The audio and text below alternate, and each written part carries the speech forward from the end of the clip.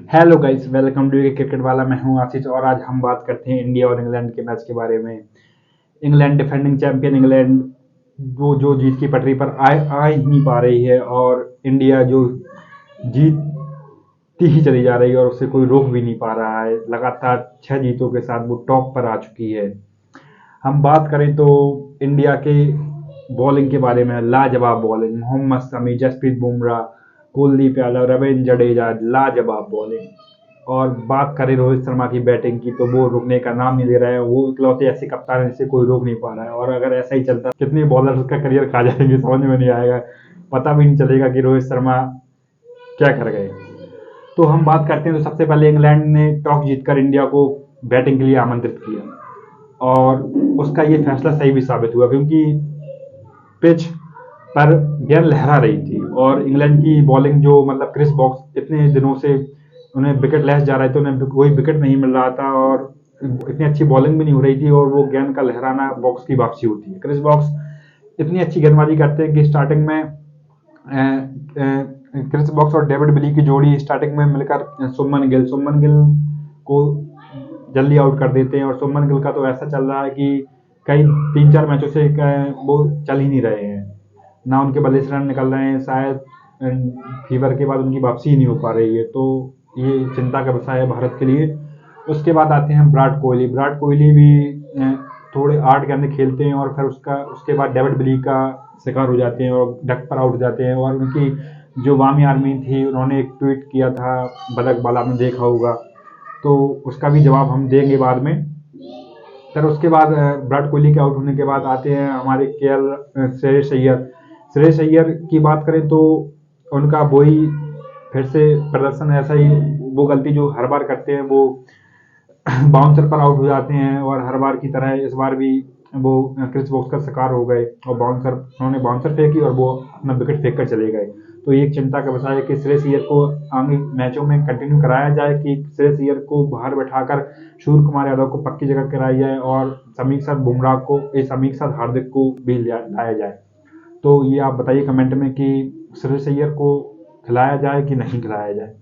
बात करते हैं फिर के एल राहुल और रोहित शर्मा के बीच साझेदारी होती है अच्छी और के एल राहुल 39 रन बनाकर वो भी आउट हो जाते हैं।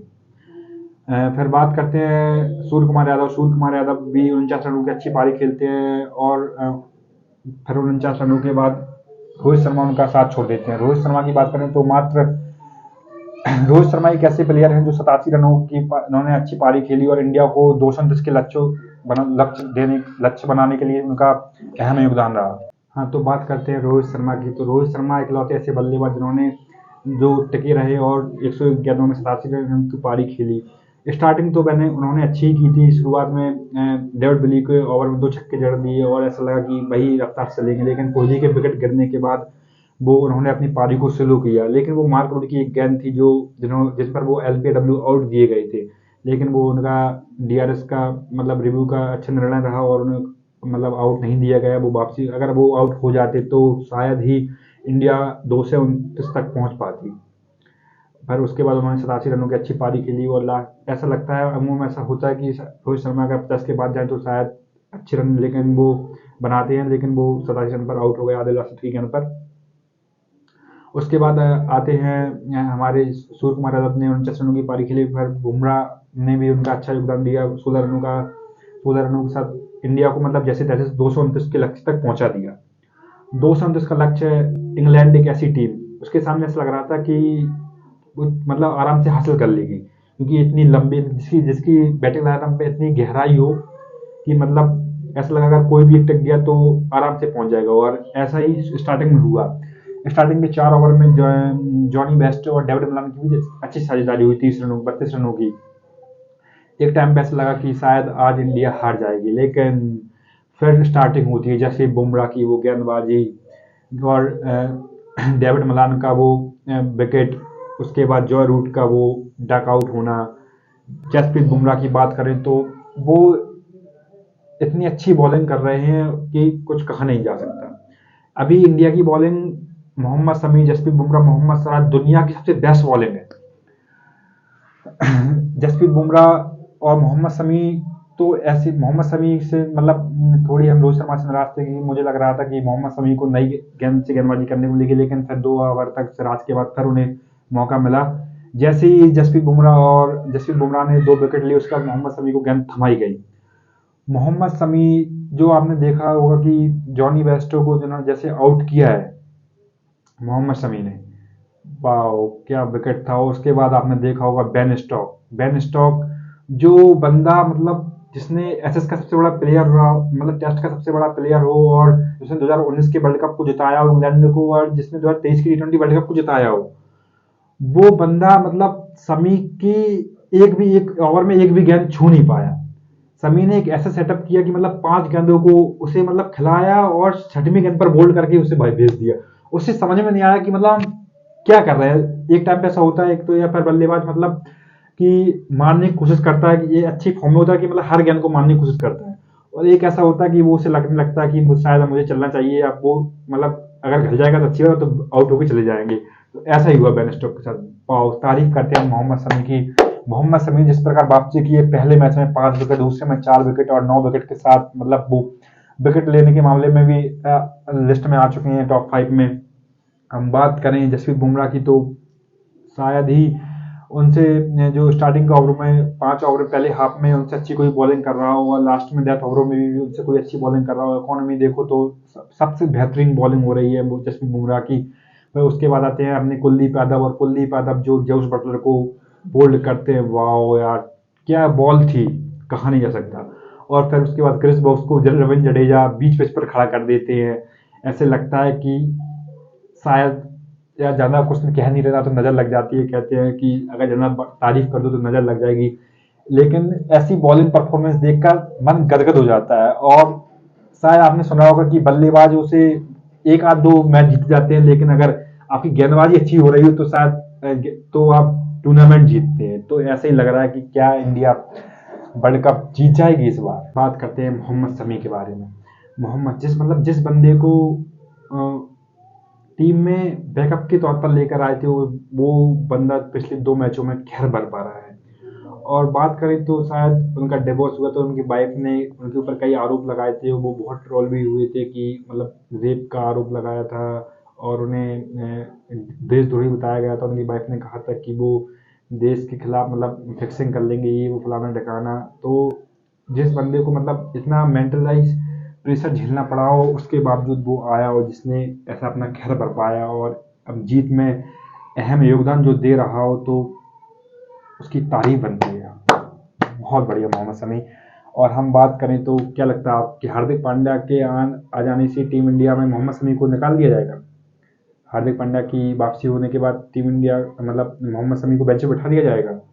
क्या लगता है आपको? लेकिन मुझे नहीं लगता कि अब हार्दिक के आने के बाद मोहम्मद शमी को बेंच पे बिठाया जाएगा, क्योंकि शायद बात मोहम्मद सिराज को बाहर बैठाया जाएगा, क्योंकि मोहम्मद सिराज की इतनी अच्छी फॉर्म नहीं चल रही है अभी। वो मतलब स्टार्टिंग में पिटते हैं और उसके बाद फिर विकेट भी नहीं मिल रहा है उन्हें। तो शायद मुझे लगता है कि मोहम्मद सिराज को हार्दिक के आने के बाद मोहम्मद सिराज को बाहर कर देना चाहिए, या फिर ऐसा करिए कि श्रेयस अय्यर को बाहर कीजिए, सूर्य कुमार यादव को खिलाइए और हार्दिक पांड्या को भी खिलाइए मोहम्मद सिराज के साथ। तो फिर आप खुद बताइए कि किसे खिलाना चाहिए, किसे नहीं। कमेंट सेक्शन खुला है तो आप बताइए। और हम बात करते हैं रोहित शर्मा के बारे में। तो रोहित शर्मा ने अपने 18,000 रन पूरे कर लिए हैं ओडीआई में। पहले नंबर पे थे विराट कोहली, जिन्होंने अपने रन पूरे किए थे सबसे फास्ट, और दूसरे नंबर पे हैं अपने सचिन तेंदुलकर, जिसने 18,000 रन पूरे किए थे। तीसरे नंबर पे थे अपने राहुल द्रविड़, चौथे पे सौरव गांगुली, 5वें नंबर पे हो गए हैं रोहित शर्मा, जिन्होंने 777 पारियों में अपने 18,000 रन पूरे किए हैं। तो और हम बात करें कुलदीप यादव की गेंद थी जिसपे लियम लिविंगस्टोन एलबीडब्ल्यू हो गए थे, लेकिन उन्होंने मतलब कॉन्फिडेंस नहीं थे तो उन्होंने रिव्यू नहीं लिया और एम्पायर ने आउट नहीं दिया था। तो शायद अगर वो रिव्यू बाद में देखा तो अगर वो रिव्यू ले लिया जाता तो शायद वो आउट हो जाते। तो रोहित शर्मा इसमें गुस्सा भी हो रहे थे कि मतलब आप कॉन्फिडेंट नहीं थे और आपने कॉन्फिडेंस नहीं दिखाया, तो वो विकेट अगर वो भी मिल जाता हमें। लेकिन चलो कोई बात नहीं, रोहित शर्मा की कप्तानी बात करें तो अच्छी कप्तानी चल रही है। शायद आपने सोचा भी नहीं होगा, जिसने मतलब 229 का लक्ष्य दिया और इंग्लैंड जैसी टीम ने मात्र 129 रन बनाने दिए हो। ऐसी बॉलिंग मतलब लाजवाब। ऐसी बॉलिंग देखकर मन गदगद हो जाता है कि क्रिकेट मतलब जैसे युग में जो चल रहा है वो मतलब बल्लेबाज के लिए फेवर होता है, लेकिन जो बॉलिंग परफॉर्मेंस इंडिया ने दी है उसे देखकर पुराने दिनों की याद आ गई। और 229 के बाद 100 रनों से 229 का छोटा सा लक्ष्य 50 ओवर के मैच में और 100 रनों से इतनी बड़ी जीत मिलने के बाद आपका मन गदगद हो गया। भगवान करे ऐसा ही चलता रहे और इंडिया ऐसी जीतती रहे और जो जीत का सुपर सिक्स लगा है ऐसे ही बरकरार रहे और लगातार जीतने के बाद सेमीफाइनल में पहुंची और सेमीफाइनल में तो लगभग पहुंच ही गई है, क्वालिफाई कर लिया इंडिया ने। और हम बात करें अफगानिस्तान के बारे में, तो अफगानिस्तान एक मतलब एक ऐसी टीम जिसके बारे में आपने कभी सोचा नहीं होगा कि ये इतना अच्छा प्रदर्शन करेगी, जिसे पाकिस्तान से बाहर निकाल दिया गया हो जिन खिलाड़ियों को और जिन्हें ट्रोल किया गया हो, वो मतलब आके इतना अच्छा प्रदर्शन कर रहे हैं। हम बात करते हैं अफगानिस्तान की, तो मतलब वो आपने देखा होगा कि राशिद खान, इब्राहिम जारदन और मोहम्मद नबी और रहमत शाह और हसाबुद्दीन शहदी, मतलब ये लोग अगर जीतते हैं, रहमतुल्लाह गुरबाज, मतलब ये जीतने के बाद वो डेडिकेट करते हैं अपनी जीत को डेडिकेट करते हैं उन लोगों के लिए जिन्हें मतलब पाकिस्तान से बिना कुछ कहे मतलब जबरदस्ती का उन्हें अपने देश से निकाला जा रहा है, तो उन्हें डेडिकेट करते हैं। वो मतलब वो बंदे ऐसे हैं जो मतलब अपनी जीत अच्छे से सेलिब्रेट नहीं करते हैं और उन्हें उनके ऊपर बहुत जुल्म हुआ है। तो अगर ऐसे ही चलता रहा तो अफगानिस्तान एक दिन मतलब बहुत अच्छा जिसने इंग्लैंड को हरा दिया हो और इंग्लैंड को बांग्लादेश, सिर्फ बांग्लादेश से हारी है अफगानिस्तान, इंग्लैंड को, पाकिस्तान को, श्रीलंका को लगातार मतलब 3 मैच जीतकर पॉइंट टेबल में 5वें नंबर पर आ गई है। और ऐसा लगता है कि इंग्लैंड को हराकर तो ऐसा शुरुआत की थी अफगानिस्तान ने। इंग्लैंड का तो ऐसा लग रहा है कि 2025 में चैंपियंस ट्रॉफी से बाहर भी हो सकती है। सुनने में आया कि अगर जो टॉप 7 होती हैं, जो वर्ल्ड कप में टॉप 7 टीमें होती हैं, वही चैंपियंस ट्रॉफी में पार्टिसिपेट करती हैं और इंग्लैंड और बांग्लादेश 9 और 10 नंबर पर है। तो ऐसा लगता है कि अगर ये लोग टॉप 7 में ना आ पाए तो चैंपियंस ट्रॉफी से बाहर हो जाएंगे। आपने कभी सोचा भी नहीं होगा कि इंग्लैंड इंग्लैंड बाहर हो जाएगी चैंपियंस ट्रॉफी से। और हम बात करें अफगानिस्तान की, तो अफगानिस्तान की की तारीफ के साथ साथ हमें उनकी कोच की भी तारीफ करनी चाहिए। उनकी कोच, आपने नाम सुना होगा, अजय जडेजा। अजय जडेजा जो मतलब शोएब अख्तर ने भी कहा है कि जो जिस टीम के पास अजय जडेजा जैसा कोच होगा तो वो टीम कुछ भी कर देगी, क्योंकि वो अजय जडेजा जी इतने शातिर प्लेयर थे। उन्होंने कहा कि बहुत शातिर थे वो और ऐसी शातिरगिरी से अपनी मतलब अफगानिस्तान टीम को आगे बढ़ा रहे हैं। तो हमें अच्छा लगता है कि जब कोई छोटी टीम इतने बड़े प्लेटफॉर्म पे इतना अच्छा प्रदर्शन करती है तो देखकर खुशी होती है। और आज हम अपनी वीडियो को यहीं विराम देते हैं और हम आपसे दरख्वास्त करते हैं कि अगर वीडियो में कुछ भी गलती हो तो क्षमा करें और अगर वीडियो पसंद आए तो लाइक करें और कमेंट करें और अपने छोटे भाई पर अपना प्यार जताते रहें। धन्यवाद।